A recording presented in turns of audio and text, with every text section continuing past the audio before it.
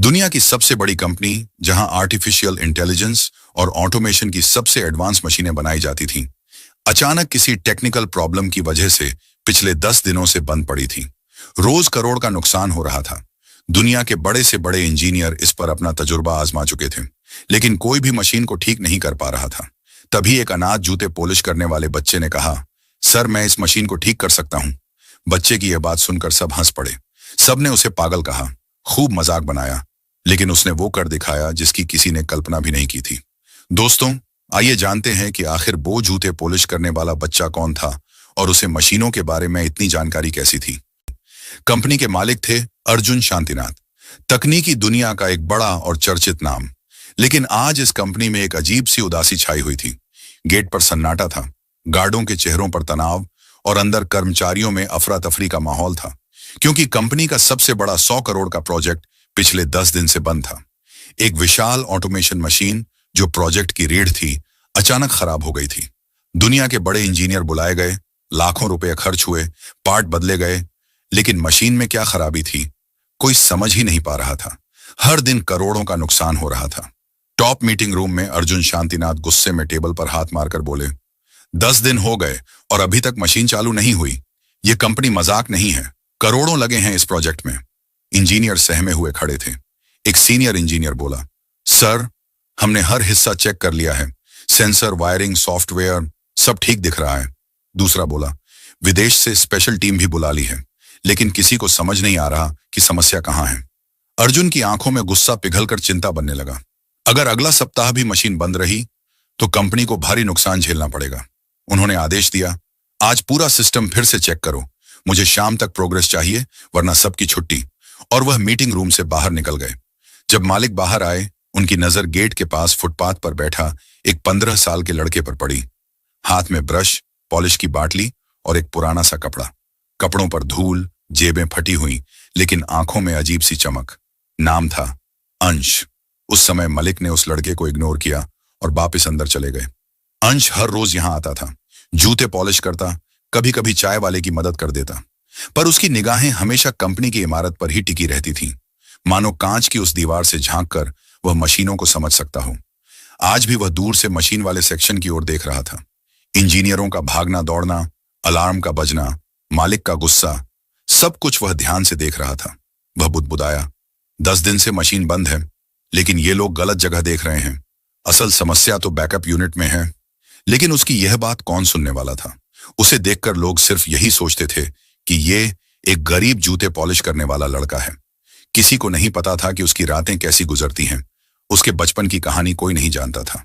अंश के जन्म के कुछ साल बाद ही उसकी मां ने उसके पिता से तलाक ले लिया था। उसका पिता था अर्जुन शांतिनाथ।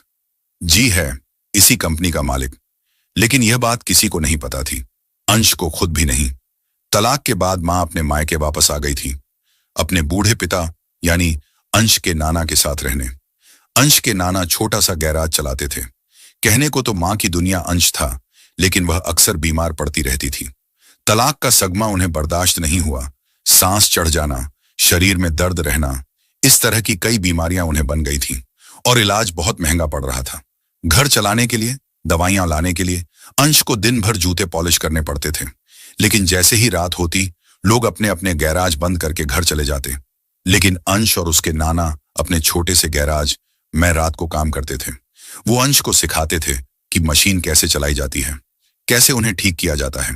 अंश के नाना पुराने जमाने के मैकेनिक थे। वो अपने दामाद यानी अर्जुन शांतिनाथ की कंपनी में एक बड़े इंजीनियर रह चुके थे, इसीलिए उन्हें मशीनों की अच्छी खासी नॉलेज थी। उनका छोटा सा गैराज टूटे हुए स्कूटर, पंखे, पुराने जनरेटर और मैले कपड़ों से भरा रहता था। लेकिन अंश के लिए वह जगह मंदिर से कम नहीं थी। वह हर रात नाना से मशीन सीखता, पेंच कैसे घूमता है, करंट कहां से आता है, कोड कैसे पढ़ा जाता है, सब कुछ। नाना अक्सर कहते, अंश बेटा, तेरे हाथ में समझ है, तू मशीन को देखता नहीं, महसूस करता है। अंश हंस देता, नाना बस आपसे ही सिखा है। लेकिन नाना की आंखों में एक और बात छिपी थी, कुछ ऐसा जो वह अंश को कभी नहीं बता पाए थे। अंश दरअसल सिर्फ मेहनती नहीं था, वह जन्म से एक जीनियस था। लेकिन यह जीनियस अपनी मां के इलाज के लिए सड़क पर जूते पॉलिश करता और रात में गैराज में मशीनें सीखता। कंपनी के गेट के सामने बैठा अंश मशीन वाले हॉल को देखता रहा। वह मशीन उसे अजीब तरह से आकर्षित कर रही थी। उसने खुद से कहा, अगर मुझे 5 मिनट भी मिल जाए, मैं इसे ठीक कर दूं। इतने में बाहर से आवाज आई, अबे ओ जूते पॉलिश वाले, उठ, यहां से हट। एक गार्ड उसे डांट रहा था। अंश जल्दी से खड़ा हुआ। जी हाँ, मैं हट रहा हूं। लेकिन जाते जाते भी उसकी नजरें मशीन वाले सेक्शन को देख रही थीं। इसी बीच मालिक अर्जुन शांतिनाथ फिर बाहर आए। अर्जुन ने पहली बार अंश को ध्यान से देखा। उसके फटे कपड़े, उसकी आंखों की चमक उन्हें अजीब तरह की खटक गई। अर्जुन ने गार्ड से पूछा, ये लड़का कौन है? गार्ड बोला, सर, यहां रोज आता है, जूते पॉलिश करता है, बस कभी कभी मशीन की तरफ घूरता रहता है। अर्जुन ने अंश की ओर देखा। अंश ने नजरें झुका लीं। कुछ मिनट की खामोशी के बाद अर्जुन ने कहा, तुम मशीन को इतने ध्यान से क्यों देखते हो? अंश धीरे से बोला, सर, मुझे मशीनें अच्छी लगती हैं। अर्जुन ने तंज किया, मशीनें? और तुम जूते पॉलिश करते हो बेटा? यह करोड़ों की टेक्निकल मशीनें हैं। अंश ने हिम्मत करके कहा, सर, अगर बस एक बार मशीन के पास जाने दें, मैं बता सकता हूं क्या समस्या है। पूरे स्टाफ ने हंस दिया। ये बताएगा? जूते चमकाने वाला बच्चा मशीन ठीक करेगा? सर, समय बर्बाद मत कीजिए। लेकिन अंश चुप रहा। उसके चेहरे पर एक अजीब विश्वास था, जैसे कोई रहस्य छुपा हो। और अर्जुन को न जाने क्यों उस लड़के के चेहरे में अपना बचपन दिखाई देने लगा। लेकिन वो बिना कुछ कहे वहां से वापस चले गए। अंश भी मशीनों को देखता हुआ अपने घर चला गया। घर जाकर उसने खाना खाया और फिर अपने नाना के साथ मशीनों के बारे में सीखने लगा। अगली सुबह कंपनी के गेट के सामने वही हलचल थी। इंजीनियरों के हाथों में फाइलें, कॉन्फ्रेंस कॉल की आवाजें, और मशीन अभी भी बंद थी। अंश फुटपाथ पर अपना छोटा सा स्टूल रखकर बैठा था। उसके सामने पॉलिश की बोतल और ब्रश रखा था। लेकिन आज वह पहले से भी ज्यादा बेचैन था। उसकी मां की दवा खत्म हो गई थी। कल रात नाना ने कहा था, अंश, तू बहुत तेज दिमाग वाला है, लेकिन दुनिया तेरा विश्वास नहीं करेगी जब तक तू खुद को साबित नहीं कर देता। अंश की आंखें भर आईं। नाना ने मुस्कुराकर कहा, दुनिया किसी गरीब के हुनर को नहीं पहचानती बेटा, जब तक वह अपनी काबिलियत से दुनिया को झटका न दे दे। ये बात अंश के दिल में उतर गई। अंश को अपनी मां की दवा लेने के लिए पैसे चाहिए थे। उसने सोचा, अगर मैं मशीन ठीक कर दूं तो शायद मुझे कुछ मिल जाएगा और फिर मां का इलाज हो जाए। ये सोचकर वो गेट पर पहुंचा। धीरे से गार्ड से बोला, भैया, बस 5 मिनट। गार्ड चिल्लाया, अबे, फिर आ गया तू? कहां था दूर रहना? अंश झुककर बोला, भैया, बस मशीन को देखना है। गार्ड चिल्लाया, चल हट, अपने काम पे ध्यान दे। गार्ड ने धक्का देकर उसे दूर कर दिया। अंश फिर भी रुका नहीं। वह गेट के किनारे लगी झाड़ियों के पीछे से झांकने लगा। वहां से मशीन का कंट्रोल रूम कुछ कुछ दिखता था। वह बुदबुदाया, ये लोग सेंसर चेक कर रहे हैं, लेकिन असली समस्या वहां नहीं है। उन्हें बैकअप यूनिट के अंदर देखना चाहिए। उसकी आवाज धीमी थी, लेकिन दिमाग तेजी से काम कर रहा था। कुछ ही देर बाद एक इंजीनियर बाहर निकला और उसे देखा। वह चिल्लाया, ओए, यहां क्या कर रहा है? अंदर झांक रहा है। अंश ने तुरंत हाथ जोड़ दिए। सर, मैं बस देखना चाहता हूं। इंजीनियर आग बबूला हो गया। देखने से क्या होगा? इतनी बड़ी बड़ी कंपनियों की मशीनें बच्चों के खिलौने नहीं होती। चल भाग यहां से। अंश ने सिर झुका लिया। उसके हाथ कांप रहे थे, लेकिन आंखों में वही चमक थी। वह धीरे धीरे वापस फुटपाथ पर आकर बैठ गया, लेकिन उसकी नजरें गेट पर ही टिकी रहीं। उस दिन मशीन का शोर अचानक बंद हो गया। सायरन सी आवाज आई, ट्रर ट्रर, सिस्टम क्रिटिकल एरर। कंपनी के सारे कर्मचारी बाहर भागने लगे। अंश डरते हुए गेट के पास आया, लेकिन जैसे ही उसने अंदर झांका, गार्ड फिर चिल्लाया, तेरी तो मैं अभी, भाग यहां से। उसने अंश को फिर धक्का दिया। इस बार अंश सड़क पर गिर पड़ा। उसके कपड़े और गंदे हो गए। कुछ लोग हंसने लगे। ये बच्चा क्या कर लेगा मशीन के बारे में? हद है भीख मांगने वालों की। एक महिला बोली, ये लड़का पागल है क्या? इतनी बड़ी कंपनी में जाएगा? एक आदमी बोला, ये सोचता है मशीन ठीक करेगा। अरे, इसे तो लैपटॉप भी चलाना नहीं आता होगा। अंश ने कुछ नहीं कहा, बस अपने घुटनों से धूल झाड़ी और फिर चुपचाप एक कोने में बैठ गया। उसकी आंखों से आंसू गिर रहे थे, लेकिन उसके दिमाग में सिर्फ एक ख्याल था, काश मुझे सिर्फ 5 मिनट मिल जाते। वह पूरे दिन चुपचाप कंपनी के बाहर बैठा रहा। शाम के करीब अर्जुन शांतिनाथ कंपनी से बाहर निकले। उनका सिर दर्द से भारी था। मशीन अभी भी बंद थी। उन्होंने गेट के पास वही लड़का देखा, थका हुआ, कपड़े धूल से भरे, लेकिन आंखों में अजीब चमक। अर्जुन ने गार्ड से पूछा, तुम इसे बार बार क्यों धक्का देते हो? गार्ड ने शिकायत की, सर ये रोज मशीन वाले सेक्शन में झांकने आता है, कहता है मशीन ठीक कर देगा। अर्जुन ने ठंडी हंसी भरी, मशीन ठीक कर देगा ये? फिर उन्होंने अंश की तरफ देखा। अर्जुन बोले, तुम रोज मशीन की तरफ क्यों देखते हो? क्या समझते हो तुम? अंश ने डरते डरते कहा, सर मैं मशीन को बस एक बार करीब से देख लूं तो बता सकता हूं। इंजीनियर, कर्मचारी, गार्ड सब हंस पड़े। सर ये मजाक कर रहा है, ये बच्चा क्या जानता होगा, मशीन करोड़ों की है, खिलौना नहीं। लेकिन अंश चुप रहा। उसने सिर्फ अर्जुन की आंखों में भरोसा खोजने की कोशिश की। एक पल के लिए अर्जुन के मन में एक हल्की सी टीस उठी, जैसे किसी गहरे रिश्ते की पहचान, लेकिन वह एहसास अभी अधूरा था। अर्जुन ने सख्त लहजे में कहा, ठीक है, अगर तुम कुछ जानते हो तो अंदर चलकर बता दो। पूरा स्टाफ दंग रह गया। सर ये, सर मजाक मत कीजिए, ऐसे कैसे किसी बच्चे को मशीन के पास ले जा सकते हैं? अर्जुन ने कहा, मैंने कहा है उसे अंदर लाओ। अंश पहली बार कंपनी के अंदर आया।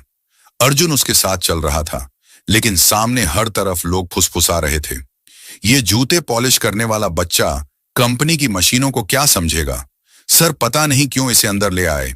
अंश सब सुन रहा था, लेकिन उसकी नजर सिर्फ मशीन पर था, वही हाइड्रोलाइन 700 मशीन, जिसे वह महीनों से बाहर खिड़की से झांक झांक कर देखता था। मशीन रुकी हुई थी, लाल लाइट जल रही थी। अर्जुन गुस्से में इंचार्ज पर चिल्लाया, 10 दिन से मशीन बंद है, किसी इंजीनियर ने सही से जांच भी नहीं की। इंचार्ज बोला, सर हमने कोशिश। अर्जुन ने हाथ उठाकर उसे रोका और अंश की ओर देखा। अंश तुम्हें पता है ये मशीन क्यों बंद है? कमरे में सन्नाटा। सभी की निगाहें उस 13 साल के दुबले पतले बच्चे पर थीं, जो फटी शर्ट पहने एक हाथ में पुरानी कपड़े की थैली पकड़े खड़ा था। अंश ने धीरे से कहा, सर अगर मैं मशीन को पास से देख लूं तो शायद बता सकूं। लोग हंसने लगे। देखकर बताएगा? ये कोई खिलौना है? इंजीनियर फेल हो गए और ये बच्चा ठीक करेगा? लेकिन अर्जुन के चेहरे पर जरा भी हंसी नहीं थी। अर्जुन ने सख्ती से कहा, चुप, जो लोग इसे रोकने की कोशिश करेंगे कल से नौकरी पर मत आना। अचानक पूरा हॉल शांत। अंश धीरे धीरे मशीन के चारों ओर घूमने लगा। हर जगह सूंघकर हवा को महसूस किया। आवाज, कंपन, तेल की गंध, सब कुछ। इंजीनियर बड़बड़ाते रहे, ये बच्चा ड्रामा कर रहा है, किसे बेवकूफ बना रहा है ये। लेकिन अंश अपने ही दुनिया में था। अंश ने झुककर नीचे की तरफ देखा और अचानक बोला, सर ये बंद नहीं हुई, इसे किसी ने बंद कराया है। पूरा कमरा चौंक गया। इंचार्ज ने हंसकर कहा, क्या बकवास कर रहा है, मशीन खराब है इसलिए बंद है। अंश ने सीधा उसकी आंखों में देखते हुए कहा, नहीं सर, मशीन खुद नहीं रुकी, इसके मेन प्रेशर वाल्व को हाफ टर्न घुमाया गया है। यह हादसा नहीं, किसी का इरादा है। अर्जुन का चेहरा सख्त हो गया। एक सीनियर इंजीनियर आगे आए, यह असंभव है, उस वाल्व तक पहुंचने के लिए मशीन खोलनी पड़ती है, और वह मशीन 2 दिन पहले हमारे सिवा किसी ने नहीं खोली। अंश ने मशीन के एक छोटे कोने की ओर इशारा कर कहा, नहीं सर, अगर कोई इस पैनल की तीसरी स्क्रू खोल दे तो बिना मशीन खोले वाल्व तक हाथ पहुंच सकता है। इंजीनियर स्तब्ध। उन्होंने जाकर स्क्रू चेक किया। तीसरी स्क्रू थोड़ी ढीली थी, मतलब अंश बिल्कुल सही था। हॉल में सन्नाटा फैल गया। अर्जुन धीरे से बोला, मतलब किसी ने सैबोटाज किया है कंपनी को नुकसान पहुंचाने के लिए। फिर उसने अंश की तरफ देखा, और तुम्हें यह सब कैसे पता? अंश ने सिर झुकाकर कहा, सर मैं रात को अपने नाना के गैराज में मशीनें खोलता सीखता हूं, बस वहीं से समझ आया। यह सुनते ही कई लोग चौंक गए। अर्जुन ने कुछ देर अंश को देखा, जैसे उसकी आंखों में कोई नई उम्मीद चमक उठी हो। अंश, अगर मैं कहूं कि मशीन को चालू कर दो, क्या कर पाओगे? इंजीनियर चौंक कर बोले, सर यह मजाक नहीं है, इतनी भारी मशीन गलती से भी ब्लास्ट हो सकती है। लेकिन अर्जुन ने कहा, मैंने फैसला कर लिया है। फिर उसने अंश की ओर देखते हुए कहा, बोलो अंश, तैयार हो? अंश ने पहली बार मुस्कुराकर कहा। जी सर, कोशिश करूंगा। इस एक लाइन ने पूरा हॉल चुप कर दिया। इंजीनियरों ने एक दूसरे को देखा। यह पागलपन है। अगर मशीन फट गई तो? बच्चा है सर, यह खेल नहीं। लेकिन अर्जुन की नजरें सिर्फ अंश पर थीं, जिसमें किसी भी तरह का डर नहीं था, सिर्फ एक उम्मीद थी। अंश झुककर मशीन के निचले हिस्से में गया, जहां एक छोटा सा कंपार्टमेंट था। उसने टॉर्च मांगी। इंजीनियर ने झुंझलाकर कहा, टॉर्च लेकर क्या करेगा? तुमसे नहीं। अर्जुन ने तीखे स्वर में कहा। दे दो। टॉर्च हाथ में आते ही अंश ने अंदर झांका और तुरंत बोल पड़ा, देखा सर, ये पाइप, ये वाला नहीं, इसे यहां होना चाहिए था। इंजीनियर ने झुककर देखा और चौंक गया। ये तो सही में गलत जगह है। अंश ने मशीन के अंदर हाथ डालकर धीरे से उस पाइप को घुमाया और एग्जैक्ट जगह फिट किया। इंजीनियर दंग थे। एक आदमी बड़बड़ाया, हमसे इतनी दिनों से गलती हुई और ये बच्चे ने 2 मिनट में पकड़ ली। अंश मशीन के दाएं हिस्से में गया, जहां एक बड़ा जंक्शन बॉक्स था। वह हल्का सा कंपन कर रहा था। अंश ने उसका हाथ उस पर रखा और अचानक पीछे हट गया। सर, अगर इसे अभी ऑन कर दिया तो ब्लास्ट हो जाएगा। पूरा स्टाफ दहशत में। अर्जुन आगे बढ़ा। ब्लास्ट? लेकिन क्यों? अंश ने बॉक्स की तरफ इशारा किया। सर, इस पैनल की वायरिंग बदल दी गई है। पॉजिटिव और नेगेटिव क्रॉस कर दिए गए हैं। एक इंजीनियर चिल्ला पड़ा, यह तो कोई जानबूझकर ही करेगा, यह हादसा नहीं है। अर्जुन को अंश की बात याद आई। सर, इसे किसी ने बंद कराया है। अब सब कुछ साफ हो रहा था। अंश ने कहा, सर, मुझे सिर्फ 10 मिनट दीजिए। अगर मैं गलत हुआ, मैं खुद यहां से चला जाऊंगा। अर्जुन बोला, शुरू करो। अंश स्क्रू ड्राइवर और एक छोटे प्लास की मांग करता है। इंजीनियर उसे उपकरण देने में भी हिचक रहे थे, लेकिन अर्जुन के एक इशारे पर दे दिए। अंश मशीन के पीछे जाकर बिल्कुल सही तारों को पहचानता है, उन्हें काटता है, फिर दोबारा जोड़ता है। कई लोग स्क्रीन पर स्क्रीनिंग डेटा देख रहे थे। सब कुछ अंश की बात से मैच हो रहा था। 10 मिनट पूरे हुए। अंश मशीन के सामने खड़ा हो गया और बोला, सर, अब इसे ऑन किया जा सकता है। सब हड़बड़ाए। अरे अभी मत करना, कुछ गलती हुई तो? बच्चा है, क्या पता। अर्जुन ने किसी की नहीं सुनी। उसने अंश को ही इशारा किया, तुम ही ऑन करो। अंश धीरे से मुख्य बटन के पास गया, एक लंबी सांस ली और क्लिक। 2 सेकंड, 5 सेकंड, 7 सेकंड, सबकी सांसें थमी हुई थीं। अचानक गूंस, मशीन चालू हो गई। लाल लाइट बंद, हरी लाइट जल उठी। सारा सिस्टम रिवाइव हो गया, जैसे 10 दिन से सोई मशीन आज बच्चे की आवाज सुनकर जाग गई हो।